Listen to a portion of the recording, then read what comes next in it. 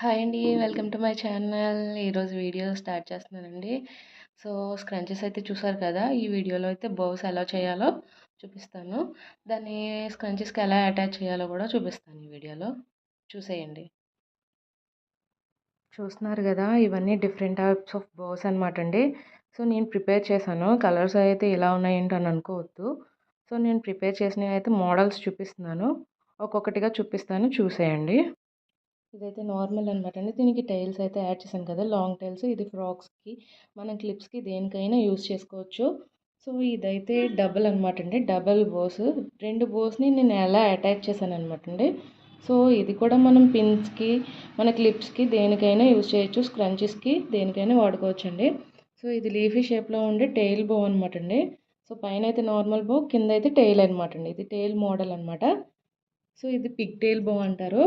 So, ఇది double కలర్‌లో అయితే నేను ప్రిపేర్ చేశానండి. దీన్ని ఎలా ప్రిపేర్ చేయాలనేది నెక్స్ట్ వీడియోలో చూపిస్తాను. ఫస్ట్ అయితే బో ఎలా ప్రిపేర్ చేయాలనేది ఈ వీడియోలో చూపిస్తాను మీకోసం. సో, ఇదైతే తెలుసు కదండీ! నెట్‌తో ప్రెజెంట్ ట్రెండింగ్‌లో ఉంది కదండీ బో.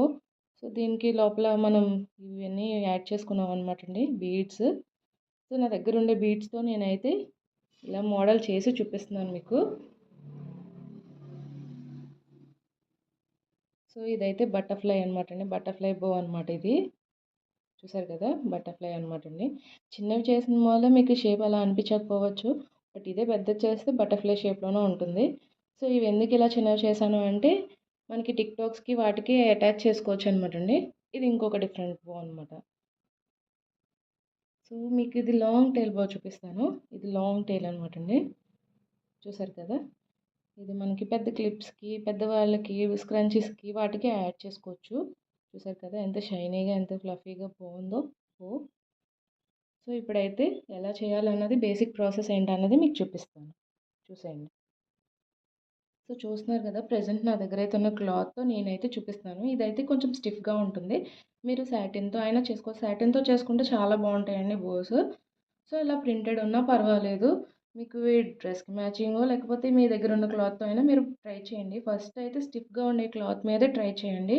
ఎందుకంటే అది ఫోల్డింగ్స్ అన్నవి మీకు అలవాటయ్యే వరకు కొంచెం ఇబ్బందిగానే ఉంటాయి. సో, నేనైతే ఇక్కడ కొంచెం స్టిఫ్‌గా ఉండే క్లాత్ అయితే యూజ్ చేస్తున్నాను. చూసేయండి. బేసిక్‌గా దీనికి ఏంటంటే క్లాత్ ఎక్కువ పడుతుందండి. దీనికి మనకి ఎక్కువ డబుల్ ఫోల్డింగ్స్ గట్టా ఉంటాయి కాబట్టి క్లాత్ ఎక్కువైతే తీసుకోవాలి. పెద్ద బో అయితే ఎక్కువ క్లాత్ తీసుకోవాలి. చిన్న బోకైతే నేను చూపిస్తున్నాను. స్ట్రెయిట్‌గా రెక్టాంగిల్ షేప్‌లో గానీ, స్క్వేర్ షేప్‌లో గానీ మీకు ఏ షేప్ కావాలంటే ఆ షేప్‌లో అయితే కట్ చేసుకోండి. సో, నేను ఇక్కడైతే రెక్టాంగిల్ షేప్‌లో కట్ చేస్తున్నాను. బో క్లియర్‌గా అర్థం అవ్వడం కోసం పెద్దది కావాలి కాబట్టి. సో, చూపిస్తాను. ఇంత క్లాత్ తీసుకున్నాను కదా! ఎంత బో అవుతదో మీరే చూడండి. సో, క్లాత్ అయితే తీసుకున్నాను కదా! మిగిలిన క్లాత్ పక్కన పెడుతున్నాను. సో, దీన్ని రివర్స్ చేసుకోండి. రివర్స్ చేసుకొని దీన్ని ఈ సైడ్ ఇలా ఫోల్డ్ చేసుకోండి. దీన్ని కూడా ఇలా ఫోల్డ్ చేసుకోండి అనమాట. హాఫ్‌కి 2 సైడ్స్ ఫోల్డ్ చేసుకున్న తర్వాత దీన్ని మిడిల్‌కి మళ్ళీ ఫోల్డ్ చేసుకోండి. ఫోల్డ్ చేశారు కదా! సో, దీన్ని మళ్ళీ హాఫ్‌కి ఫోల్డ్ చేయండి. హాఫ్‌కి ఫోల్డ్ చేశారు కదా! దీన్ని కూడా మళ్ళీ దీనిపైన ఇలాగా క్లియర్‌గా 4 ఎండ్స్ నీట్‌గా వచ్చేలాగా ఫోల్డ్ చేసుకున్నారు కదా! దీనిపైన ఒక స్టిచ్ వేసుకోండి. సో, ఇలా అయితే ప్రిపేర్ అవుతది. సో, మళ్ళీ క్లియర్‌గా మీకైతే చూపిస్తాను. చూడండి ఫోల్డింగు. సో, మెయిన్ క్లాత్ ఇదైతే మెయిన్ సైడ్. దీన్ని రివర్స్ చేసాం. రివర్స్ చేసి కిందన హాఫ్ పోర్షన్‌కి మడత పెట్టాం. అండ్ పైన కూడా హాఫ్ పోర్షన్‌కి మడత పెట్టుకున్నాం. సో, మిడిల్‌కి ఫోల్డ్ చేసుకున్నాం. ఫోల్డ్ చేసి దీన్ని మిడిల్‌కి ఫోల్డ్ చేసుకొని, దీన్ని కూడా మిడిల్‌కి ఫోల్డ్ చేసుకున్నాం. ఒకదానిపైన ఒకటి ఫోల్డ్ చేసుకొని, దీనిపైన అయితే ఒక స్టిచ్ వేసుకోండి. మీకు సూది దారంతో ఉంటే సూది దారంతో వేసుకోండి. లేదు అంటే మిషన్ మీద స్టిచ్ వేసుకోండి. ఇక్కడ నేనైతే మిషన్ మీద చూపిస్తాను మీకు.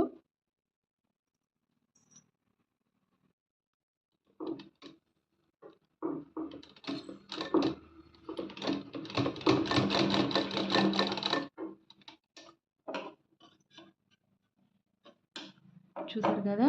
స్టిచ్ అయితే నీట్‌గా వచ్చింది కదా! సో, చూపిస్తున్నాను. సో, దీన్ని ఏం చేయాలంటే కుచ్చులు పెడతాం కదా! సో, ఇలా దగ్గరగా హ్యాండ్స్‌తో కుచ్చులైతే పెట్టుకోండి. సో, మిడిల్‌కి. సో, మిడిల్కి అయితే కుచ్చులు అయితే దగ్గరగా పెట్టుకోండి. సో పెట్టుకుని ఇలా గట్టిగా పట్టుకుని సో దారం అయితే తీసుకోండి. ఇలాగా దారం తీసుకుని ఇలా ఫోల్డ్ని ఒకవైపు పట్టుకుని చుట్టేసుకోండి.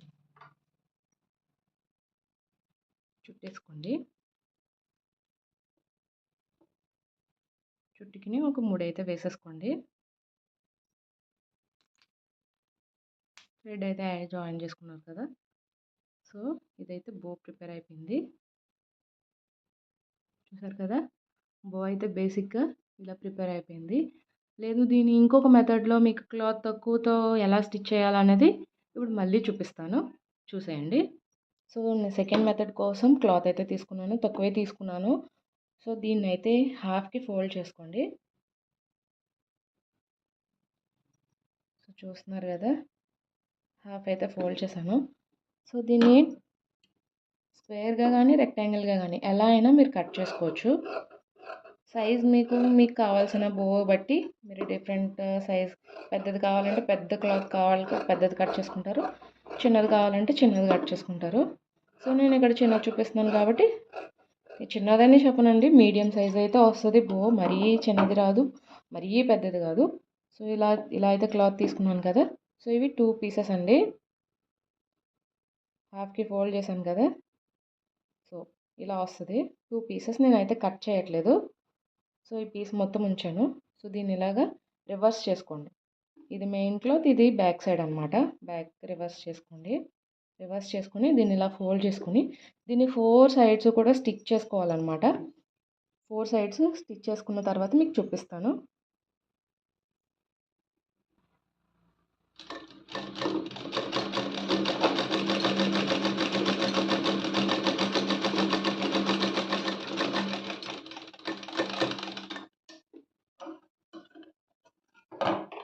సో 4 సైడ్స్ అయితే ఇలా స్టిచ్ చేసుకున్నారు కదా. ఎక్స్ట్రాస్ ఉంచుకోండి, ఎందుకంటే స్టిచ్ మళ్ళీ బయటికి రాకుండా క్లాత్ పెగిలిపోకుండా ఉంటుందన్నమాట. సో ఇప్పుడు కార్నర్స్ని ఇలా కట్ చేసుకోండి, 4 సైడ్స్ కూడా కార్నర్స్ని. అంటే షేప్ నెక్స్ట్ మనం రివర్స్ చేశాక షేప్ నీట్గా వస్తుంది అనమాట. సో దానికోసం రివర్స్లో 4 సైడ్స్ని 4 కార్నర్స్ని నీట్గా కట్ చేసుకున్నాం కదా. ఎక్స్ట్రా ఉన్న క్లాత్ని కొంచెం కట్ చేసుకోండి. సో ఇప్పుడు ఏంటంటే ఇది 2 సైడ్స్ 2 క్లాత్స్ ఉన్నాయి కదా. సో దీన్ని ఒక క్లాత్ అయితే తీసుకోండి, మిడిల్కి ఇలా పైకి తీసుకోండి. Back side back cloth, front cloth ఉంటుంది కదా, ఏదో ఒక సైడ్ అయితే తీసుకోండి. తీసుకున్న దాన్ని ఇలా సిజర్స్తో ఒక నాట్ అయితే పెట్టుకోండి. సో ఇలా నాట్ అయితే పెట్టాను కదా. సో ఇప్పుడు దీనిలో నుంచి దీన్ని మనం పైకి తీసుకోవాలన్నమాట. చూస్తున్నారు కదా, పైకి అయితే వచ్చేస్తుంది. ఇప్పుడు రివర్స్ అవుతుంది అనమాట అండి. మెయిన్ పార్ట్ మనకు కనిపిస్తుంది ఇప్పుడు. చూసారు కదా, మెయిన్ పార్ట్ పైకి వచ్చింది.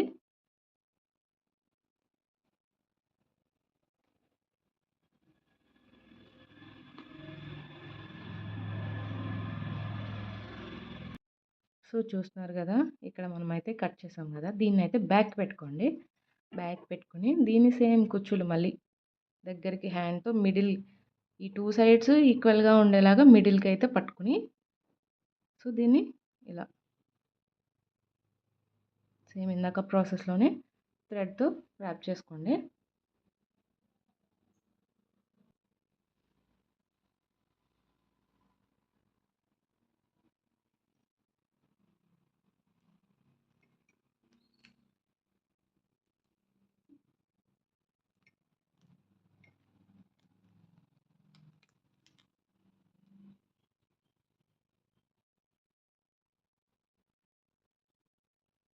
చూసారు కదా, బో అయితే ప్రిపేర్ అయిపోయింది కదా. ఇదైతే స్టిచ్ చేసుకోవాలి మనకి, మిషన్ లేకపోతే హ్యాండ్తో అయినా స్టిచ్ చేసుకోవాలి. సో దానికైతే మనకి మిషన్తో ఇలా స్టిచ్ చేసే ప్రాసెస్ అయితే ఉండదు. సో మీకు ఏది నచ్చితే ఆ ప్రాసెస్లో అయితే స్టిచ్ చేసుకోండి. సో నాకు ఇదైతే ఈజీ అనమాట. సో అది కూడా ఈజీనే. సో అదైతే ఫ్లఫీగా వస్తుంది, ఇదైతే కొంచెం ఇలా ఉంటుంది అనమాట అండి. సో నెక్స్ట్ బోస్కి టేల్స్ అన్నీ కూడా మనం స్టిచ్ చేసుకోవాలి. మిషన్ పైన లేకపోతే చేత్తోనైనా స్టిచ్ చేసుకోవాలి. సో అవి ఓపెన్గా అయితే మనం అలా వదిలేస్తే పీస్ అయితే వచ్చేస్తుంది. సో దీనికి ఎక్కడ పీస్ రాదనమాట అండి. సో క్లోజ్ అయిపోతుంది కదా మొత్తం. సో సైడ్స్ కూడా నీట్గా ఉంటాయన్నమాట. క్లాత్ కూడా ఎక్కడ వేస్ట్ అవ్వకుండా మనం చేసుకోవాలి అంటే ఈ ప్రాసెస్ యూస్ చేయండి. మన దగ్గర క్లాత్ ఎక్కువ ఉంది అంటే ఆ ప్రాసెస్ యూస్ చేయండి. మీకు ఏ ప్రాసెస్ నచ్చితే ఆ ప్రాసెస్లో చేసుకోండి. సో బో అయితే ప్రిపేర్ అయింది కదా. సో దీనికి మిడిల్లో మనం జాయిన్ చేసుకోవడం కోసం ఇలాగా రిబ్బన్ టైప్ అయితే స్టిచ్ చేశాను. మనం పైపింగ్ వేసుకుంటాం కదా డ్రెస్సెస్కి. సో దానికి మనం ఇప్పుడు లట్కాన్స్ వాటికి గట్రా మనం తీసుకుంటాం కదండి. వాటి కోసం ఇలాగా తయారు చేసుకుంటాం కదా, దాన్ని అయితే నేను 2 క్లాత్స్ ఆపోజిట్ డైరెక్షన్లో స్టిచ్ చేసుకుని దాన్ని మనం రివర్స్ చేసుకుంటే ఇలా అయితే వస్తుంది కదా బొందులాగా. సో దాన్ని అయితే మనం ఇలాగ యాడ్ చేసుకోవడమే దీనికి. సో దీన్ని ఇలాగా టర్న్ చేసుకుని ఇక్కడ ఒక స్టిచ్ వేసుకోవడము, లేకపోతే గమ్‌తో మనం అతికించుకోవడము ఏదైనా చేసుకోవచ్చు. సో బౌ అయితే ప్రిపేర్ అయిపోయింది. సో ఇదే బౌ అండి. సో దీన్ని మనం స్క్రంచీస్‌కి యాడ్ చేసుకుంటే ఎలా ఉంటదన్నది నేను చూపిస్తాను. సో ఇప్పుడు ఈ స్క్రంచీకి బో యాడ్ చేయాలి అంటే ఈ స్క్రంచీని మనం ఒక దగ్గర అయితే హోల్ పెడతాం కదా, సో అక్కడ జాయిన్ చేసిన దగ్గర తీసుకోండి. సో ఇక్కడ నేనైతే జాయిన్ చేశాను. సో ఇక్కడ నేనేం చేస్తానంటే ఈ బోని అటాచ్ చేసుకుంటాను ఇలా.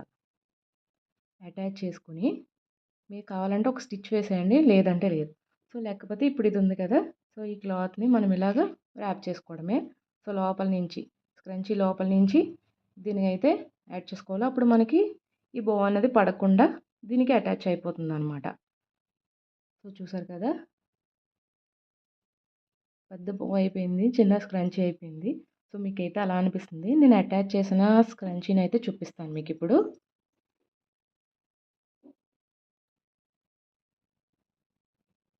సో స్క్రంచీకి బోని అటాచ్ చేశాను అనమాట. సో నేను ఎక్కడైతే స్టిచ్ వేసుకున్నానో ఓడకుండా ఉంటుందని మీరైతే గమ్ అయినా యూస్ చేయొచ్చు. స్క్రంచీ అండ్ బో చిన్నపిల్లలకి పెట్టడానికి అయితే ఇవి చాలా బాగుంటాయండి. మనమైనా పెట్టుకోవచ్చు అనుకోండి, కానీ చిన్నపిల్లలకి 2 జట్లకి పెడితే బోస్తో చాలా బాగుంటారు. సో ఇదండి ఈ బోని స్క్రంచీకి యాడ్ చేయడం. సో స్క్రంచీకి టెయిల్ ఎలా యాడ్ చేయాలి, బోకి టెయిల్ ఎలా యాడ్ చేయాలనేది నెక్స్ట్ వీడియోలో అయితే చూపిస్తాను. సో బేసిక్గా స్క్రంచీ అండ్ బో అయితే చూసారు కదా. సో చూసారు కదా స్క్రంచీకి బో ఎలా యాడ్ చేయాలన్నది ఈ వీడియోలో. సో బేసిక్గా స్క్రంచీని బోని కూడా అటాచ్ చేసి చూపించాను. సో నెక్స్ట్ వీడియోలో ఏంటంటే బోకి టెయిల్ ఎలా యాడ్ చేసుకోవాలి, ఎన్ని టెయిల్స్ ఉన్నాయో మోడల్స్ అన్ని నెక్స్ట్ వీడియోలో అయితే చూపిస్తాను. సో స్క్రంచీస్కి కూడా టెయిల్స్ అనేవి యాడ్ చేసుకోవచ్చు. సో టెయిల్ యాడ్ చేస్తే ఎలా ఉంటుందో అన్నది చూపిస్తాను. సో స్క్రంచీకి కూడా టెయిల్ యాడ్ చేస్తే ఎలా ఉంటుందన్నది చూపిస్తున్నాను. ఇదిగోండి స్క్రంచీ అయితే ఇది. సో దీనికైతే టెయిల్స్ యాడ్ చేస్తాను అనమాట. చూసారు కదా, ఇది అన్నది నెక్స్ట్ వీడియోలో ఇంకా చాలా టైప్స్ ఉన్నాయి కదా, డబల్ కలర్ బో ఎలా స్టిచ్ చేయాలి అవన్నీ ప్రాసెస్లు కూడా నెక్స్ట్ వీడియోలో చూపిస్తాను. వీడియో లెంతీ అయిపోతుంది. సో బేసిక్గా ఇవైతే నేర్చుకోండి. సో ఈ వీడియో నచ్చిందా? నచ్చితే లైక్ చేయండి, షేర్ చేయండి. మరిన్ని వీడియోస్ కోసం నా ఛానల్ తప్పకుండా సబ్స్క్రైబ్ చేయండి. Thank you for watching.